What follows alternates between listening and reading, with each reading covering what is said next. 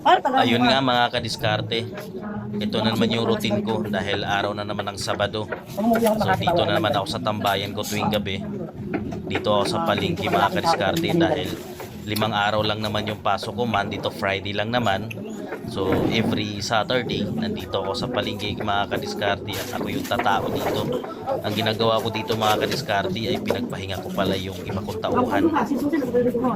Tapos kinabukasan ng mga kadiskarte pasok silang lahat dahil binibigay ko sa kanila yung isang araw. Binibigyan ko lang sila ng puhunan. Tapos yung kita, yung tubo nun ng mga kadiskarte, hati-hati sila kung magkano yung tubo. For example, tumubo ng 4 o 5,000. Di sa kanila na yun lahat mga kadiskarte. Ang ginagawa ko lang, kinukuha ko lang yung puhunan mga kadiskarte. So ayan, ang pinalitan ko nga pala dyan mga kadiskarte, yung nauhan ko sa manukan. So ayun mga kadiskarte, ang gagawin ko dyan is magcha-chop na ako dahil may customer nang bumibili. At kinabukasan naman, papasok na yung pinalitan ko dyan mga kadiskarte dahil sa kanya naman yun. Ang isang araw, binibigay ko sa kanya.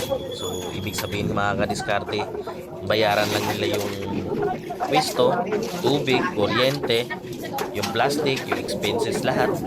At yung tubo, kung magkano yung tubo mga kadiskarte sa kanila na.